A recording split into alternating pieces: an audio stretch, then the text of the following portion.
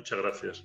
Sin más, entonces, vamos a empezar ahora con el segmento para escuchar la voz de los trabajadores, la voz de los representantes de los sindicatos, y tiene la palabra para escuchar su posición don Fernando Salgado Delgado, secretario general adjunto de la CTM. Don Fernando, bienvenido, tiene usted la palabra por 8 minutos. Adelante. Muchas gracias, muy buenos días. Hemos escuchado con atención a los que nos antecedieron. Primero, saludar esta iniciativa de la Secretaría del Trabajo y de la secretaria, su titular, por convocarnos a un diálogo. Creo que en México se están sentando precedentes muy importantes en materia de diálogo y de diálogo social. Recordamos que recientemente, en diciembre, que se firmó el acuerdo para revisar estos temas, pero hay de precedente también, de antecedente, que el presidente de la República pidió que no se hiciera una reforma al Infonavit sin antes estar consensados los sectores productivos, que es fundamental. Pero en el mismo caso también hay que señalarlo por la importancia que tiene.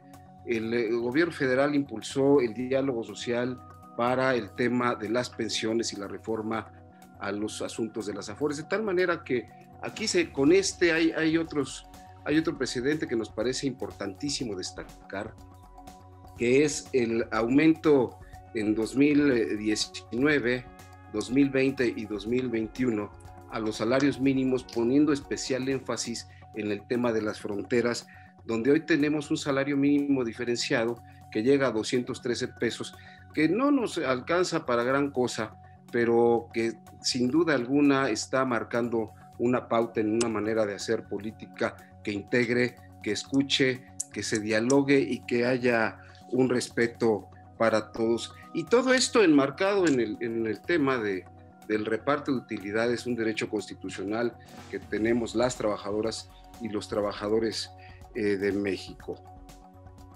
¿Por qué esto? Porque nos parece primero que el marco donde estamos platicando y dialogando del reparto de utilidades es precisamente, como lo dice el subsecretario Salafranca, en la iniciativa que regulará los asuntos de subcontratación. Tenemos casos de trabajos de subcontratación no solo irregular, sino ilegal. A nosotros nos parece que esta iniciativa va a sentar también otro precedente. ¿Cuál es este precedente? Uno bien sencillo, está en la Constitución hace casi 104 años. A trabajo igual, salario igual. Lo que ha hecho en muchos de los casos la subcontratación ilegal, irregular o simplemente outsourcera, ha sido tener trabajos desiguales con salarios desiguales. De tal manera que este es un avance importantísimo que se dará en el mundo laboral. Hay que recordar un penosísimo caso de subcontratación y de trabajos diferenciados, como es el de pasta de conchos, donde un grupo de las víctimas tenía sindicato, tenía contrato colectivo y estaban muy claras sus condiciones de trabajo, pero otro grupo que estaba bajo el esquema de outsourcing, que también víctimas, tenían un trabajo igual, pero con diferentes pagos y diferentes condiciones y sin contratación colectiva. Naturalmente que estos son avances que tienen que darle certeza al trabajo. El esquema es riesgoso para nosotros la PTU al regularse el outsourcing, por supuesto que sí.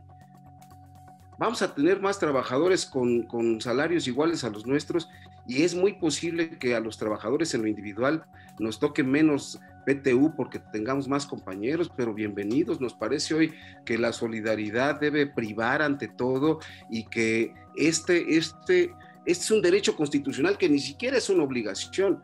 Desde el mundo del trabajo estamos nosotros muy comprometidos a que haya utilidades. ¿Por qué?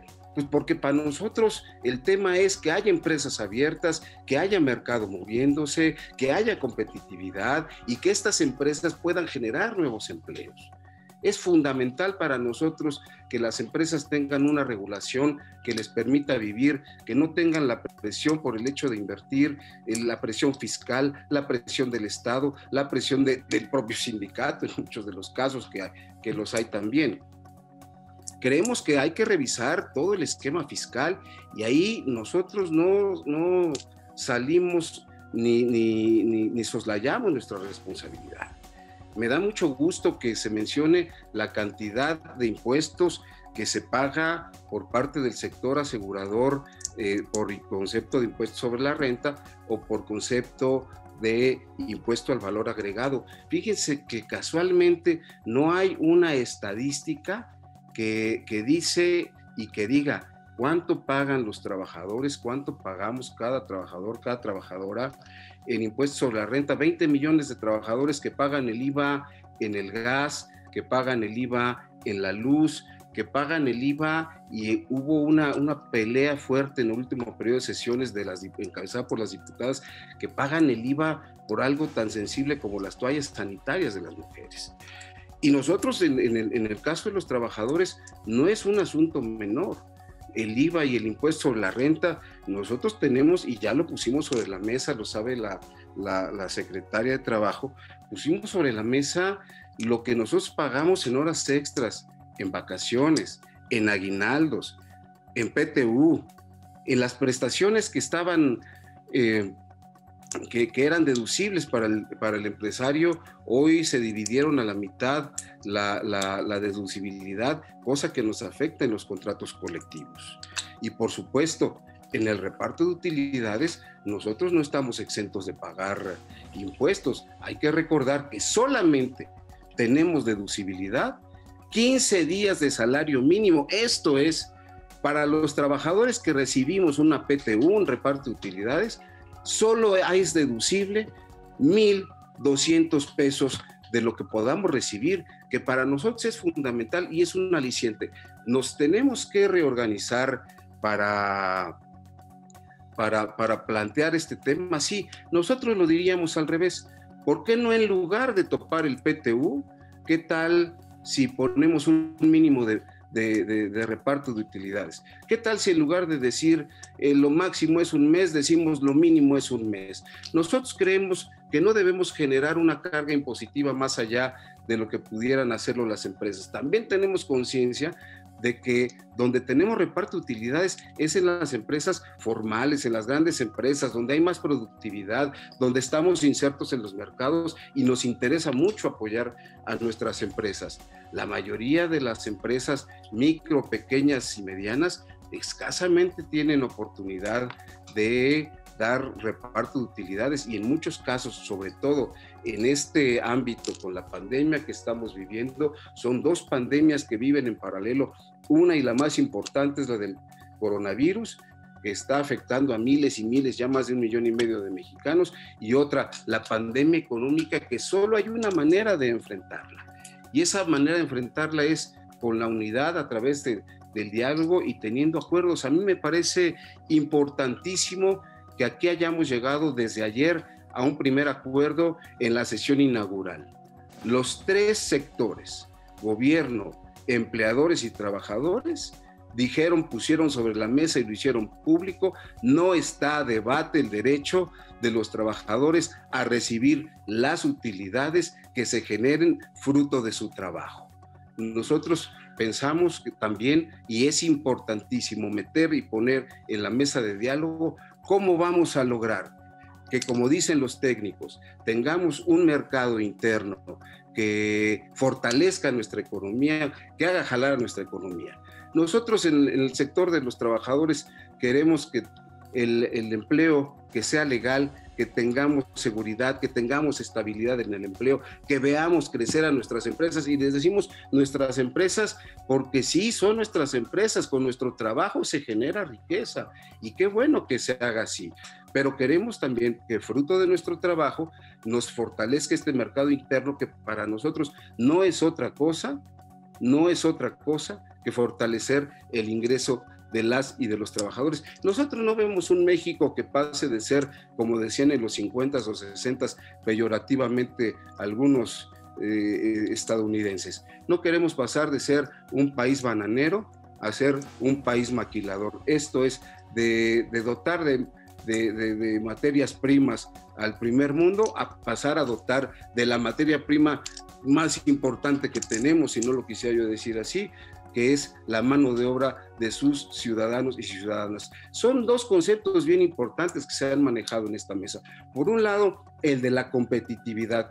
que es un tema que tienen que hablar y no zafamos nosotros, pero que tienen que hablar gobierno y empresarios, porque la competitividad no tiene que ver solamente con los trabajadores, tiene que ver con la infraestructura, tiene que ver con la seguridad, tiene que ver con la calidad de la energía que reciben y con la que se mueven las empresas y el costo de las energías. Son muchos aspectos en donde también está el mundo del trabajo. Y la productividad, desde hace 30 años nosotros venimos diciendo, la CETEM lo manifestó en 1991-92 cuando nos estábamos abriendo al mundo.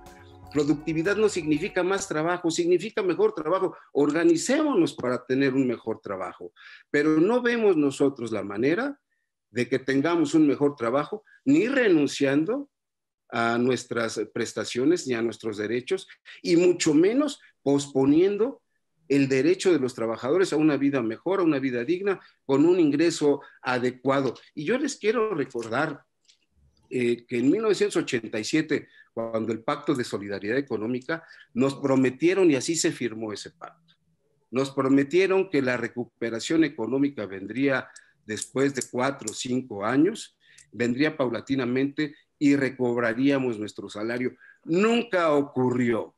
Nosotros no queremos posponer otra generación u otras 2 generaciones para hablar de cómo vamos a salir adelante como clase trabajadora. Para concluir, me parece que ni topes al PTU ni topes al salario. Me parece que el diálogo social, que establecer medidas claras, políticas claras, compromisos entre los 3 sectores, entre los 3 factores de la producción, para que elevemos nuestra competitividad, para que fortalezcamos el mercado interno y con esto el ingreso de los trabajadores. Cuando vemos los índices de confianza del consumidor, pues vemos que van a la baja porque simplemente la inestabilidad en el empleo, la inseguridad, la salud, la pandemia están afectando. Este índice de confianza, pues es el índice de confianza que tenemos las trabajadoras y los trabajadores para comprar, para tomar créditos, para mover a nuestro mercado. Nosotros hoy, para insertarnos en el mundo, es necesario que fortalezcamos nuestro mercado interno, que legalicemos nuestro trabajo, que transparentemos nuestras finanzas, nuestro pago de impuestos, todos los 3, el gobierno, las empresas y nosotros. Y creo que juntos vamos a salir y a sacar al país adelante. Y se los agradezco mucho esta iniciativa y mucho hay que platicar. Y muchas gracias, Alejandro, muchas gracias, secretario, y muchas gracias a todos y todos ustedes.